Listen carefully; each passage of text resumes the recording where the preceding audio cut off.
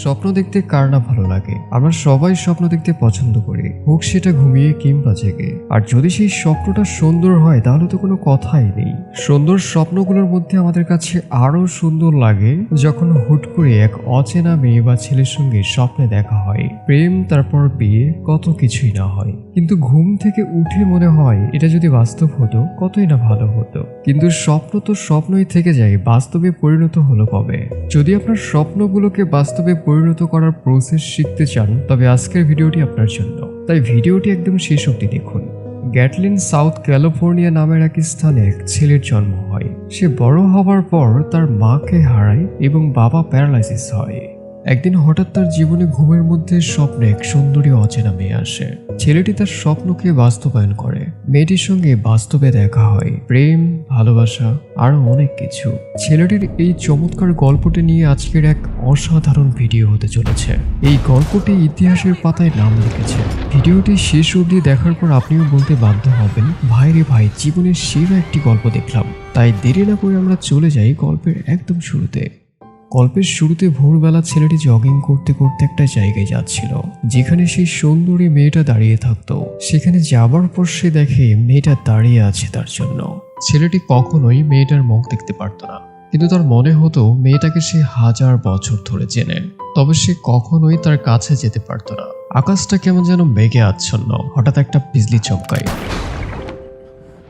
এমনটাই হয় আমাদের সঙ্গে। ইন্টারেস্টিং মুহূর্তেই ঘুম ভেঙে যায়। সে এতক্ষণ ধরে স্বপ্ন দেখছিল। ছেলেটির স্বপ্ন থেকে উঠে প্রতিদিন সেই মেয়েটাকে ডায়েরিতে আঁকে এবং তার মনের কিছু কথা লিখে রাখে। সে বাস্তবে আবার জগিং করতে বের হয়। সে ঠিক সেই স্থানে গিয়ে মেয়েটাকে কল্পনা করে শুয়ে পড়ে। অনুভূতি আপনার মনে নাড়া যখন দেবে তখন আপনিও এমন আশা নিয়ে প্রতিদিন এমন এক স্থানে যাবেন যেখানে সেই মেয়েটার আনাগোনা ছিল। যাই হোক, ছেলেটি বাড়ি ফেরার পথে একটা লকেট রাস্তায় কুড়িয়ে পায়। সেটা সে নিজের কাছে রেখে দেয়। এই লকেটে লুকিয়ে আছে 1000টা রহস্য, যা এই গল্পের একদম শেষে জানতে পারবেন। ছেলেটার আজকে ইউনিভার্সিটির প্রথম দিন। সে তার বন্ধুকে নিয়ে ক্লাসে যায়। ক্লাসে আরো অনেকেই আসে তাদের মতো। সেখানে একটা মেয়ে আসে যে আমাদের এই গল্পের প্রধান চরিত্র, যাকে নিয়ে আমাদের এই গল্পটা মেতে উঠেছে। মেয়েটা ক্লাসে ঢুকলে তাকে নিয়ে সকল ছেলে মেয়েরা নিজেদের মধ্যে সমালোচনা করে, কারণ মেয়েটার বংশের সবাই তন্ত্র মন্ত্র করে এবং তারা মনে করে মেয়েটাও শয়তানের পূজা করে। তাদের মধ্যে একজনই ছিল যে মেয়েটাকে অবাক দৃষ্টিতে দেখছিল। সে আর কেউ না, সে আমাদের গল্পের নায়ক। ইথান নামের এই ছেলেটি একমাত্র তাকে নিয়ে কোনো কথা বলে না। তার মনে হয় মেয়েটাকে সে কোথাও যেন দেখেছে। তাকে 1000 বছরের চেনা চেনা মনে হচ্ছে। ক্লাসের সবাই শিক্ষিকার কাছে অভিযোগ করে যে এই মেয়েটার সঙ্গে আমরা ক্লাস করব না, তাকে বের করে দিন। তারা মেয়েটাকে অশুভ মনে করে প্রার্থনা করতে থাকলে মেয়েটার প্রচন্ড রাগ হয়, যার ফলে সে তার শক্তি ব্যবহার করে জানালার কাঁচ ভেঙে কাঁচের টুকরোগুলো তাদের উপরে ছুঁড়ে মারে। তাদের সন্দেহ আরো বেড়ে যায় যে এই মেয়েটা একটা ডাইনি। ইথান মেয়েটার কাছে ছুটে গিয়ে জিজ্ঞেস করে, আপনি কি ঠিক আছেন? মেয়েটা কিছু না বলে চলে যায় বাড়ির পথে। ইথানও ক্লাস শেষ করে বাড়িতেই ফিরছিল। সে এলোমেলোভাবে গান বলতে বলতে এদিক সেদিক তাকিয়ে গাড়ি চালাতে চালাতে হঠাৎ সে লক্ষ্য করে গাড়ির সামনে কেউ একজন। সে একটা শক্ত ব্রেক করে দুর্ঘটনা থেকে নিজেকে রক্ষা করে। মেয়েটার গাড়ি নষ্ট হয়ে গিয়েছিল বলে সাহায্যের জন্য দাঁড়িয়েছিল। ছেলেটি তার গাড়িতে করে বাসায় পৌঁছে দেওয়ার সময় তারা একে অপরের সঙ্গে পরিচিত হয়। ইথান জানতে পারে মেয়েটার নাম লিনা। তার বাবা ও মা কেউ নেই। সে তার চাচার কাছে বড় হয়েছে এবং এখন তার চাচা এবং মেয়েটা এক বাসায় থাকে। বাসাটা এক নিরিবিলি স্থানে, জঙ্গলের বেশ গভীরে। ইথান লিনাকে বাসার গেট অব্দি পৌঁছে দিয়ে ভেতরে যেতে চাই পৌঁছে দেওয়ার জন্য, কিন্তু লিনা তাকে ভেতরে আসতে বারণ করে।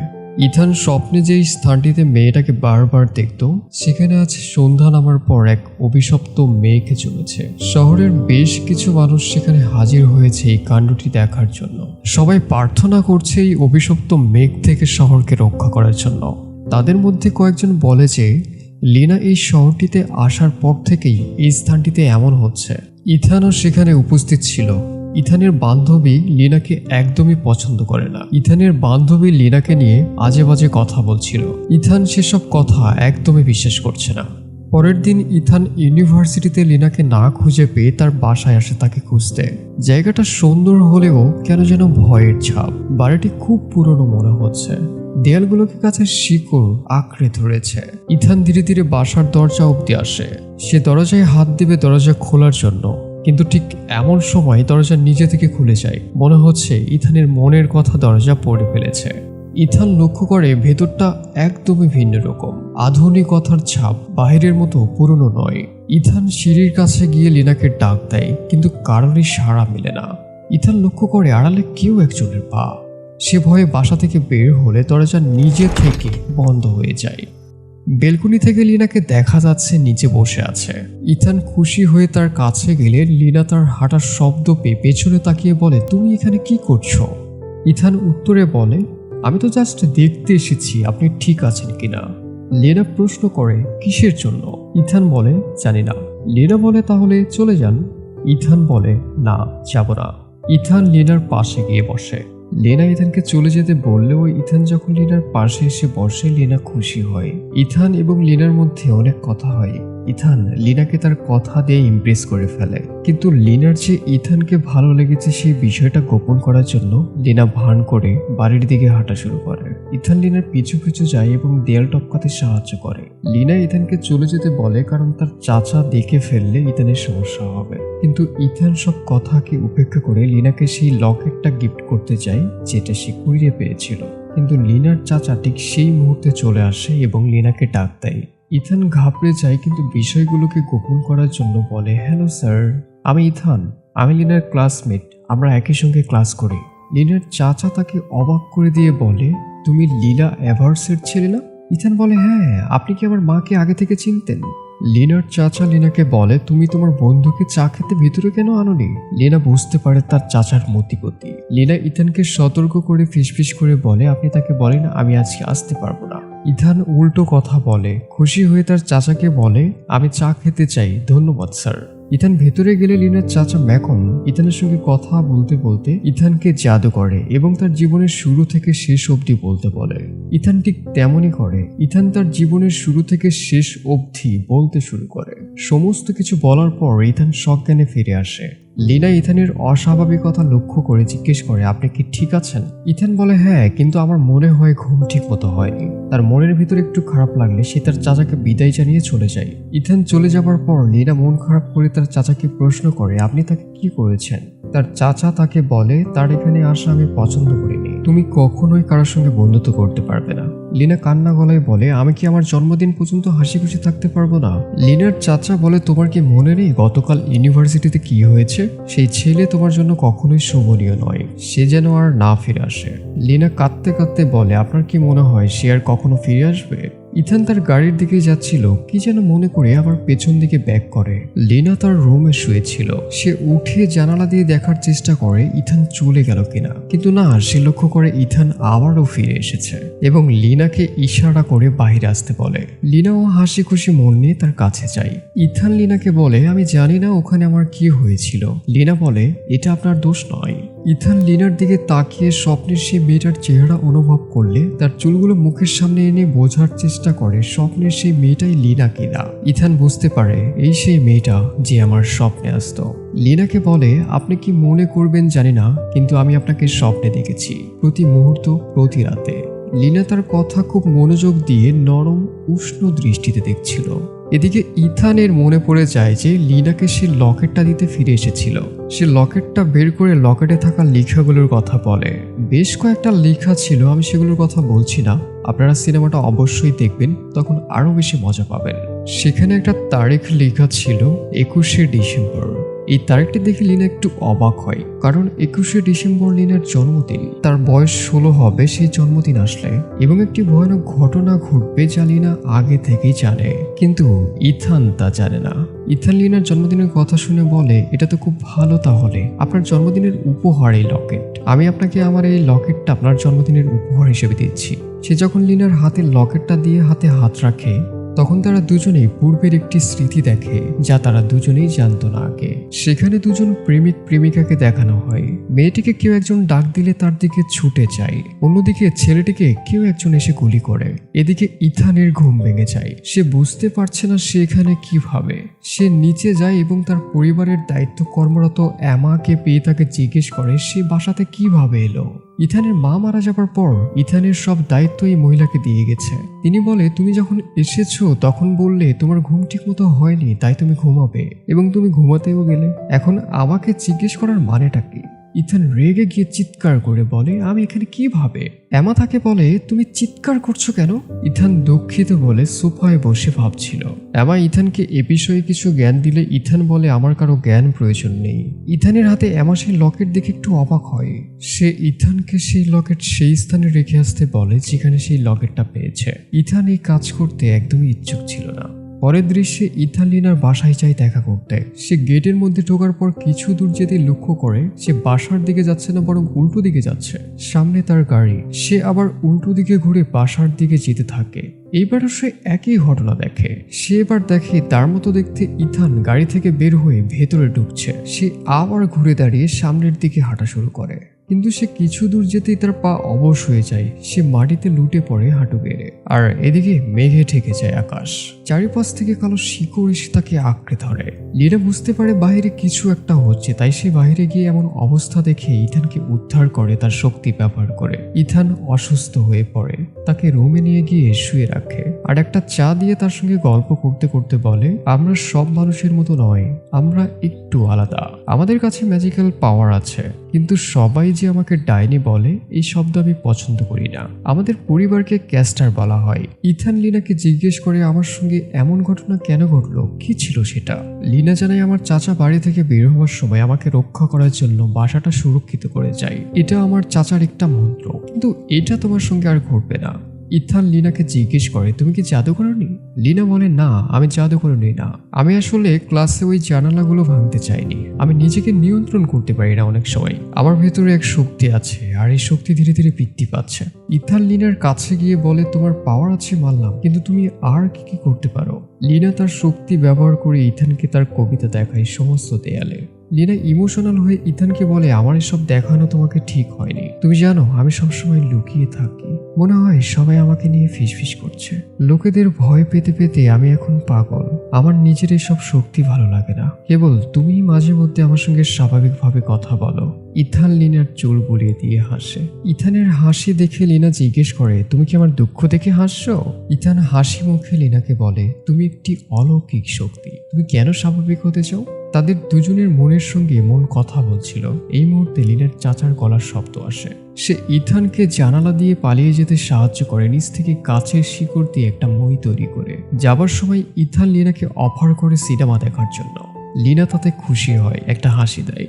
তাদের মধ্যে যে একটা সম্পর্ক গড়ে উঠছে লিনার চাচা কোনোভাবে জানতে পারে ব্যাপারটা। লিনার চাচা ইথানের দায়িত্ব কর্মরত এমার সঙ্গে আগে থেকেই পরিচিত ছিল। এমাও একজন শক্তিধর মানুষ। এমার সঙ্গে পরামর্শ করে যে লিনা এবং ইথানকে আলাদা করা যাবে কিভাবে। অন্যদিকে ইথান এবং লিনা একটি সুন্দর জায়গায় দেখা করে। তারা প্রাণ ভরে গল্প করছিল। ইথান লিনাকে বলে, আমরা পালিয়ে যাব বহু দূরে, যেখানে কেউ থাকবে না, কোনো শাসন, কোনো বারণ, কিচ্ছু নেই। সেখানে তুমি আর আমি খুব সুন্দর জীবন করব।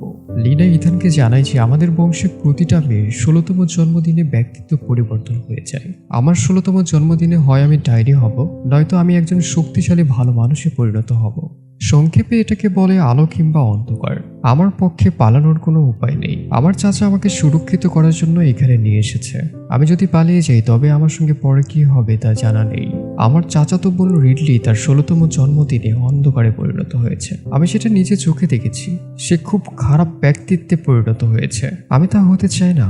ইথান বলে, তুমি তাহলে তোমার 16তম জন্মদিনে একজন দুষ্ট চরিত্রের জাদুকরণী হতে পারো। লিনা বলে, আমার জন্মদিনের আর মাত্র 75 দিন বাকি ইথান। আমাকে আমার নিজেকে রক্ষা করতে হবে, অন্তত তোমার জন্য। আমি তোমার সঙ্গে একটি সুখী জীবন কাটাতে চাই, একটি সুন্দর সংসার ও ফুটফুটে একটা কন্যা সন্তান। অন্যদিকে আমরা দেখি ইউনিভার্সিটিতে এক বিশাল আলোচনা হচ্ছে লিনাকে নিয়ে। জানালার কাঁচ ভাঙার পর তাদের মনে খারাপ প্রভাব পড়েছে। সেটা থেকে তারা সবাই চাচ্ছে লিনাকে শহর থেকে বের করে দিতে। সেখানে লিনার চাচা উপস্থিত হয়ে বলে, আপনারা যে ষড়যন্ত্র করছেন তা কখনোই হবে না। সেখানে যে মহিলাকে লিনার চাচা বলছিল সে হঠাৎ নিজের রূপ পরিবর্তন করে বলে, আমি লিনার মা। কি খবর তোমার? লিনার চাচা একটু অবাক হয়।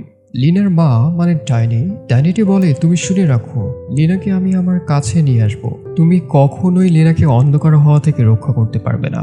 লিনার চাচা তাকে হুমকি দিলে আগের পরিবেশে ফিরে আসে সমস্ত কিছু। তার চাচা সবাইকে সরি বলে চলে যায়।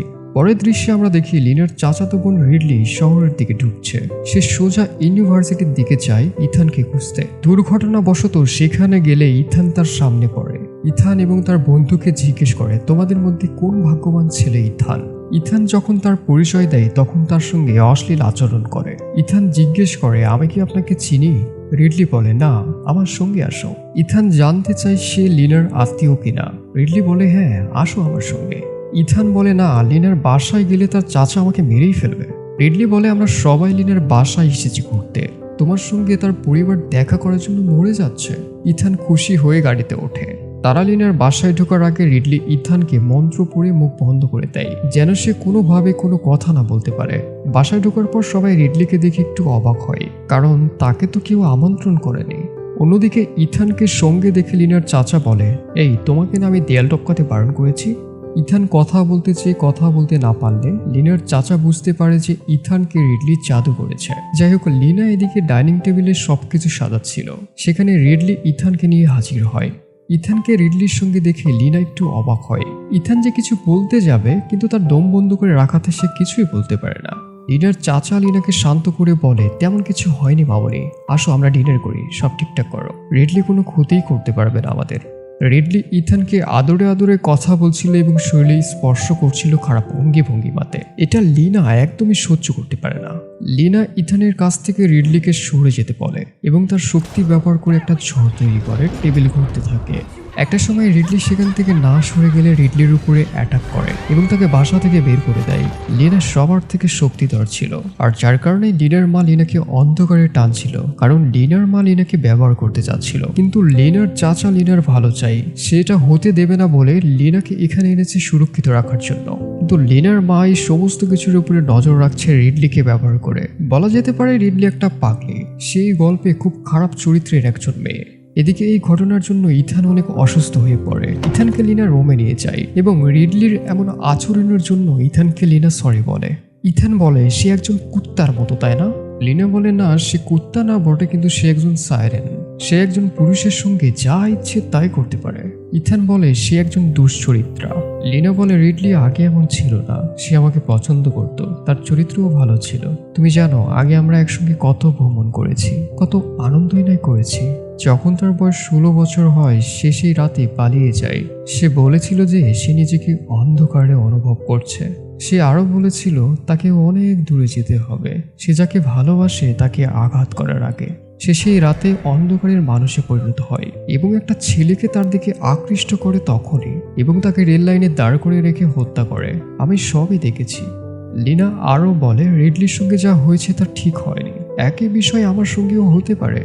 ইথান বলে, এমন কথা বলো না, এটা কখনোই হবে না। তাদের মধ্যে আরো অনেক কথা হয়। এবং পরের দৃশ্যে তারা হলে যায় সিনেমা দেখার জন্য। সেখানে তাদের ক্লাসমেট আরো অনেকে আসে। ইথানকে যে মেয়ে পছন্দ করত সে লিনাকে দেখে বলে, তুমি ইথানকে হয়তো বোকা বানাচ্ছ, কিন্তু আমাকে না। এটা শুনে লিনার মেজাজ খারাপ হয়ে যায়। ইথান তখনই এসে লিনাকে শান্ত করে। হলে ঢুকে তারা মুভি দেখছিল। ইথানের পকেটে পপকর্ন ছিল। লিনাকে সেটা নিতে বলে। সে যখন পকেটে হাত দেয় তখন পপকর্নের মধ্যে সেই লকেটে হাত পড়ে। সে সেটাকে বের করে। তারা দুজনেই যখন সেই লকেটটি আবার ধরে, হলের ডিসপ্লেতে অতীতের সেই স্মৃতি আবার ফুটে ওঠে তাদের দুজনের সামনে। যেখানে দেখানো হয় এক সৈনিকের গুলিতে যখন পূর্বের ইথান মারা যায়, তখন পূর্বের লিনা একটি মন্ত্র পড়ে, যেটার জন্য ক্যাস্টার বংশের সমস্ত নারী অভিশপ্ত হয়। সেই মন্ত্রটি পড়ার জন্য পূর্বের ইথান বেঁচে উঠলেও লিনা ডাইনিতে পরিণত হয়। আর সে যখন ডাইনিতে পরিণত হয় তখন সে ইথানকে গলা টিপে হত্যা করে। হলের মধ্যে সেই দৃশ্যের মধ্য থেকে লিনার ডাইনি মা লিনাকে বলে, তোমার সঙ্গেও এমন হবে, খুব শীঘ্রই এমন হবে। আমি তোমার জন্য অপেক্ষা করছি, তুমি খুব জলদি আমার কাছে আসবে। লিনা ভয় পেয়ে চিৎকার করে। তারপর তারা দুজনেই ইথানের বাসায় চলে যায়। লিনা খুবই ভেঙে পড়ে এবং চিন্তিত হয়ে পড়ে। সেখানে লিনার চাচা আসে লিনাকে খুঁজতে। লিনার চাচা তাকে সব বুঝিয়ে বলে। তিনি বলেন, পূর্বে লিনা ছিলেন জেনিভিভ, সে তোমার নানি ছিলেন। তিনি তার ভালোবাসার মানুষকে বাঁচানোর জন্য এমন কিছু শব্দ ব্যবহার করেছে তার মন্ত্র, যা আমাদের জন্য অভিশপ্ত হয়েছে। কোনো ক্যাস্টার মৃতকে ফিরিয়ে আনতে পারবে না, কিন্তু সে তা করতে গিয়ে নিজের জীবনকে অন্ধকারে হারিয়েছে।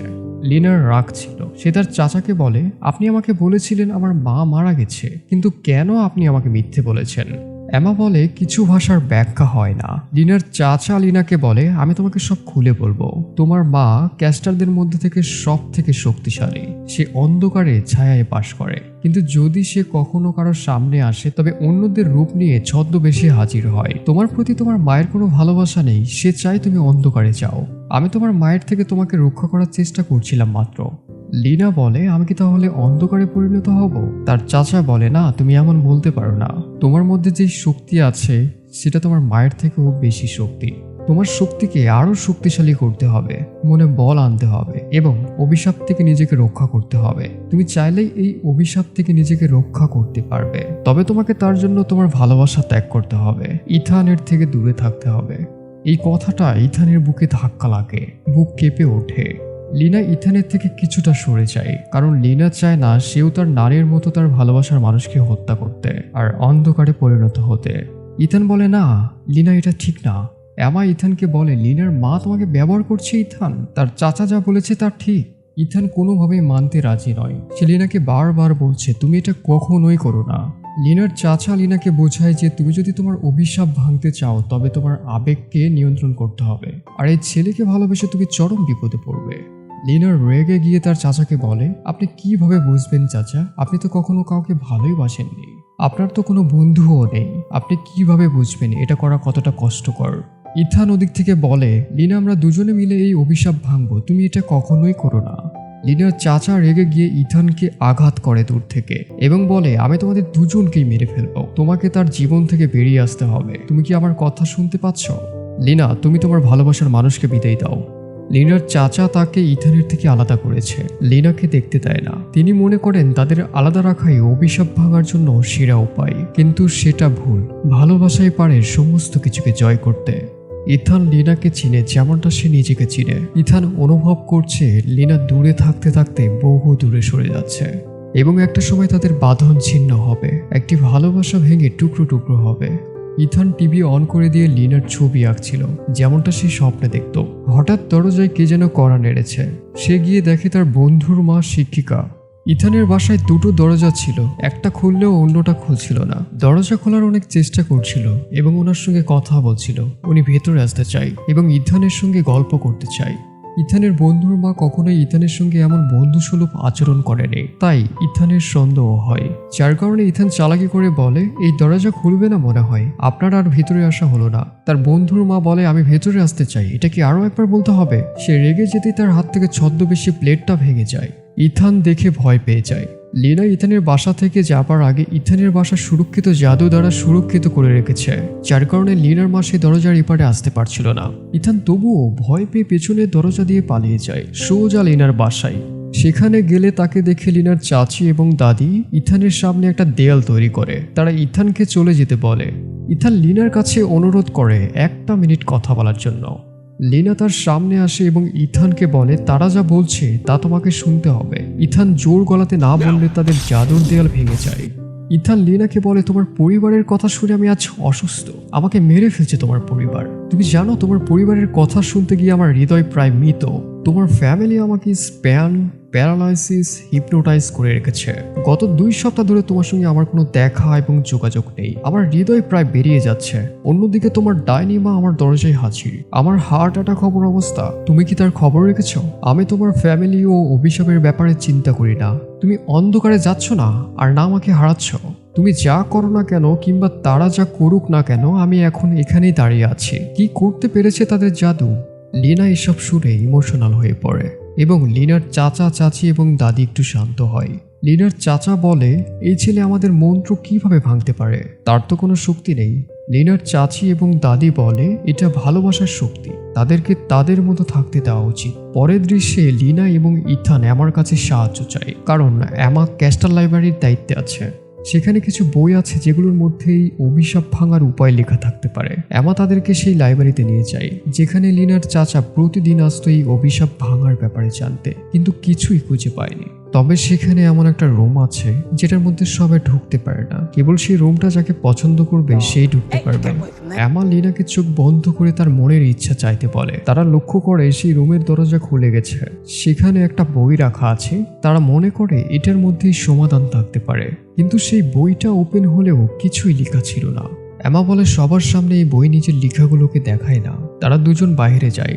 লিনা সেই বইয়ের দিকে তাকিয়ে থাকলে বইটা তাকে তার লেখাগুলো দেখায়। লিনা পড়তে শুরু করে। বেশ কয়েকদিন ধরে লিনা এখানে আসে এবং প্রতিদিন সেই বই থেকে অভিশাপ ভাঙার উপায় খোঁজে, কিন্তু 1 সপ্তাহ হয়ে গেছে, কিছুই পায়নি। রাগে লিনার মাথা ফেটে যাচ্ছে। ইথান বলে, লিনা শান্ত হও, আমরা কোনো না কোনো উপায় খুঁজে পাবো। লিনা বলে, তুমি কি আমার মতো? তুমি কিভাবে বুঝতে পারছো? সে বলে, আমার বিশ্বাস আছে। লিনা বলে, অভিশাপ শুরু হয়েছে, আমি অনুভব করতে পারছি নিজেকে অন্ধকারের দিকে। ইথান বলে, না, তুমি এমন ভাবতে পারো না, তুমি ভেঙে পড়ো না। আমি বুঝতে পারছি তুমি অনেক টেনশনে আছো। এটা কেবল তোমার মনের দুর্বলতা। তোমাকে শক্ত হতে হবে এবং খুঁজতে হবে। সে নিজের ভুল বুঝতে পারে এবং ইথানকে সরি বলে। সে আবার সেই বইটা পড়া শুরু করে এবং বেশ কয়েকদিনের ভেতরেই অভিশাপ ভাঙার উপায় খুঁজে পেয়ে যায়। কিন্তু এই উপায়টা ইথানকে সে বলে না। লিনা কান্নায় ভেঙে পড়ে। লিনা আমার কাছে শেয়ার করে কান্না করতে করতে। সে জানে অভিশাপ ভাঙার একটাই উপায়। জেনেভিভ একটা বানান উচ্চারণ করেছিল, সে যাকে ভালোবাসে তাকে বাঁচাতে। অভিশাপ ভাঙতে গেলে আমি যাকে ভালোবাসি তাকে মরতে হবে। লিনা প্রচন্ড রকমের কান্না করে। এমা লিনাকে জিজ্ঞেস করে, তুমি কি করতে চাচ্ছ? লিনা একটি কঠিন কথা বলে, যা প্রতিটা মানুষের হৃদয়ে গিয়ে লাগবে। সে বলে, আমি আমার ভালোবাসার মানুষকে কখনোই আঘাত করতে পারবো না, তাতে আমার যাই হোক না কেন। লিনা ইথানকে কিছুই বুঝতে দেয় না। সে গোপনে নিজেকে অন্ধকারের দিকে চাপার জন্য প্রস্তুত করে। সে ইথানের সঙ্গে যতদিন আছে স্বাভাবিকভাবে চলে, একটি সুন্দর মুহূর্ত কাটায় একটি সুন্দর স্থানে। তারা হাসি, আনন্দ এবং উল্লাস করে সেখানে। এবং সব শেষে লিনা ইথানকে জড়িয়ে ধরে শেষবারের মতো। লিনা ইথানকে জড়িয়ে ধরে ইথানের মাথা থেকে সমস্ত স্মৃতি মুছে ফেলে। আর তারপর থেকে ইথানের আর কিছু মনে নেই লিনার ব্যাপারে। আর তারপর কত দিন, কত সময়, কত সেকেন্ড পার হয়েছে কেউ জানে না। সকাল ইথান ঘুম থেকে ওঠে। এমার সঙ্গে প্রথম দেখা হয় এবং এমা ইথানকে তার কাজে সাহায্য করতে বলে। ইথান এমার কাজে সাহায্য করে।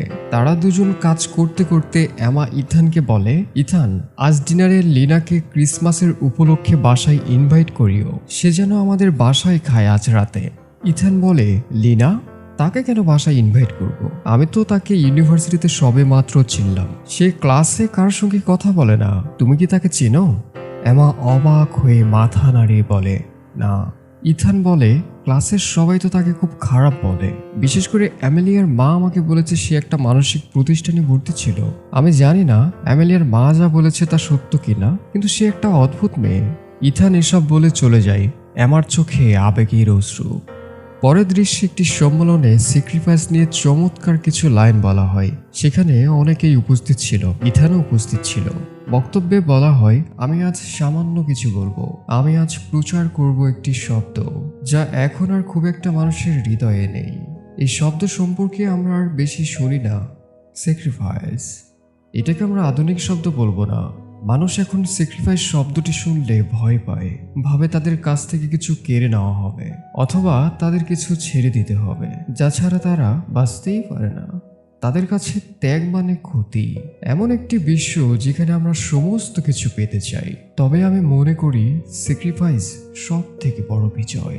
এটি একটি বিজয়, কারণ এর জন্য আমাদের স্বাধীন ইচ্ছার প্রয়োজন। আপনার ভালোবাসার কাউকে বা কিছু ছেড়ে দিতে আপনার স্বাধীন ইচ্ছার প্রয়োজন। আপনি নিজের চেয়ে বেশি ভালোবাসেন এমন কিছু বা কারোর জন্য স্যাক্রিফাইস করাও আমাদের স্বাধীন ইচ্ছার প্রয়োজন। আমি আপনাদের মিথ্যে বলবো না, এটা একটা জুয়া। স্যাক্রিফাইস ক্ষতির যন্ত্রণা দূর করবে না, তবে এটি তৃপ্ততার বিরুদ্ধে যুদ্ধে জয়ী হয়, যে তৃপ্ততা আলোকে স্নান করে দেয়। সত্যি এক অসাধারণ আবেগ তৈরি করেছে আমার হৃদয়ে এই চমৎকার লাইনগুলো। জানি না আপনাদের কাছে কেমন লেগেছে, তবে আপনাদের মনের অনুভূতিগুলো জানাতে পারেন কমেন্টে। যদি এতটুকুও ভালো লাগে তবে অনুরোধ করব একটা লাইক এবং সাবস্ক্রাইব করে যাবেন। ভালো থাকবেন, ভালো রাখবেন। ধন্যবাদ। আসসালামু আলাইকুম ওয়া রাহমাতুল্লাহি ওয়া বারাকাতুহু।